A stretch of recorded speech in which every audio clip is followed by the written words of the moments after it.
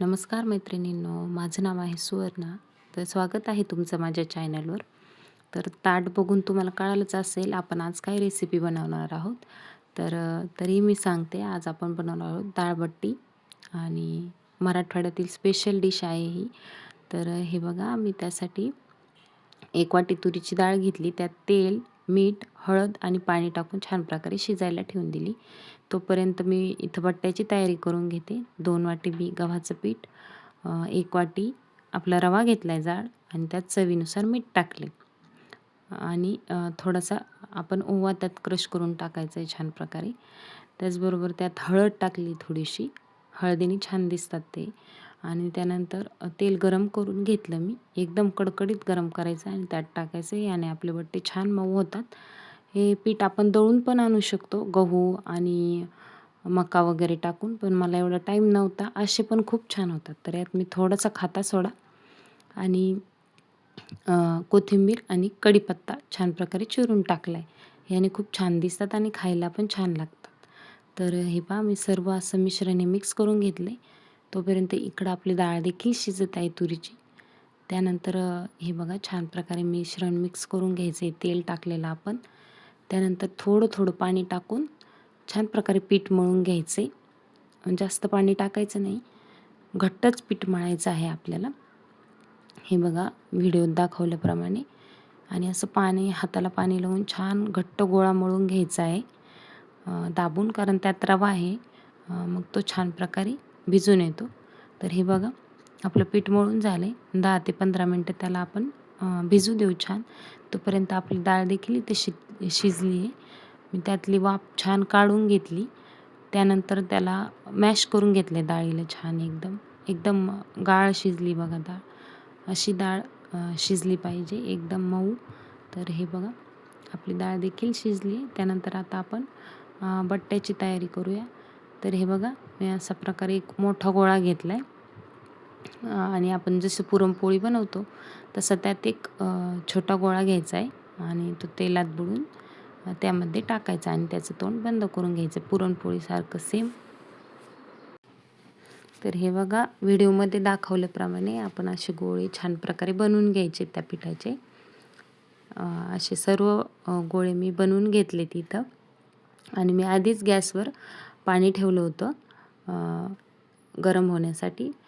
पाणी छान गरम होऊ द्यायचं आहे आणि त्यात थोडंसं तेल टाकायचं आहे, म्हणजे आपले जे गोळे बनवलेले आहेत ते खाली चिकटणार नाहीत. हे बघा, सर्व गोळे माझे बनवून झालेत पिठाचे. त्यानंतर आपण त्यात ते सोडून द्यायचे एक एक करून. हे बघा, आणि त्याला छान उकळू द्यायचे. मी त्याच्यावर झाकण ठेवून दिलं आहे आणि हे बघा, अशा प्रकारे छान उकळू द्यायचे आणि मध्ये मध्ये त्याला थोडंसं हलवत राहायचं, म्हणजे ते खाली लागणार नाहीत. तुम्ही वाफेवर देखील हे करू शकता, पण असे पटकन उकडतात, त्यामुळे मी असे बनवते. तोपर्यंत आपण वरणाची तयारी करू. त्यासाठी मी कांदा, टोमॅटो, कढीपत्ता, लाल मिरच्या आणि कोथिंबीर व खोबरं घेतलं आहे आणि थोडंसं आलं आणि लसूण घेतलं आहे. तो छान प्रकारे मी ठेचून घेतला आहे बघा याच्यात. त्यानंतर तोपर्यंत आपले हे बट्टे देखील उकडलेले आहेत. थोडेसे थंड होऊ द्यायचे आणि तुम्हाला हव्या त्या आकारात तुम्ही कट करून घ्यायचे. त्यानंतर कढईत तेल ठेवलं मी. तेल गरम झाल्यानंतर त्यात मोहरी टाकली. मोहरी छान तडतडू दिली. त्यानंतर त्यात थोडेसे जिरे टाकले. जिरे देखील छान प्रकारे तडतडू द्यायचे त्यात. त्यानंतर आपण कापलेला कांदा त्यात टाकायचा आणि छान प्रकारे लाल होईपर्यंत तो भाजून घ्यायचा. त्यानंतर आपण त्यात जे अद्रक आणि लसूण होतं त्याची पेस्ट देखील टाकली आणि लाल मिरची टाकली. त्याचबरोबर कढीपत्ता आणि कोथिंबीर व टोमॅटो देखील टाकून दिलं आणि छान प्रकारे मऊ होईपर्यंत टोमॅटो शिजून द्यायचं. त्यानंतर मी त्यासाठी लाल मिरची पावडर, हळद थोडीशी आणि थोडासा गरम मसाला व सांबर मसाला टाकला आहे थोडासा आणि छान प्रकारे तो मसाला शिजू द्यायचा आहे. आणि हे जे पाणी टाकलं आहे मी, ते आपण जे बट्टे उकडलेलं पाणी होतं तेच टाकलं आहे. थोडंसं पाणी टाकलं आहे त्या मसाल्यात आणि छान तेल सुटेपर्यंत त्याला झाकून शिजवून घेतलं आहे त्या मसाल्याला.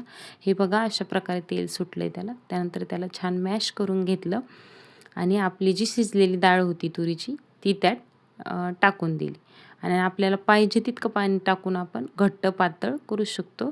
तर ह्या बट्ट्यांसोबत थोडं पातळच वरण छान लागतं. हे बघा. तर तयार आहे आपलं वरण. मग त्यानंतर त्यात आपण थोडीशी मी चिंच भिजवून ठेवली होती आधीच.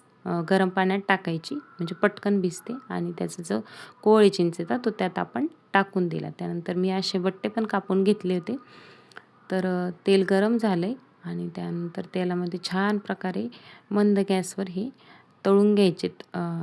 एकदम लालसर होईपर्यंत छान तळून घ्यायचे आहेत. हे बघा अशा प्रकारे मध्ये मध्ये त्याला हलवत राहायचं आहे. तर हे बघा अशा प्रकारे तळून घ्यायचेत. तर तयार आहेत मग आपले वरणबट्टे. तर रेसिपी तुम्हाला कशी वाटली कमेंट करून नक्कीच सांगा आणि माझ्या चॅनलला लाईक, शेअर आणि सबस्क्राईब करायला विसरू नका. आणि अशाच नवनवीन रेसिपीसाठी आपल्या चॅनलला कनेक्ट राहा. धन्यवाद.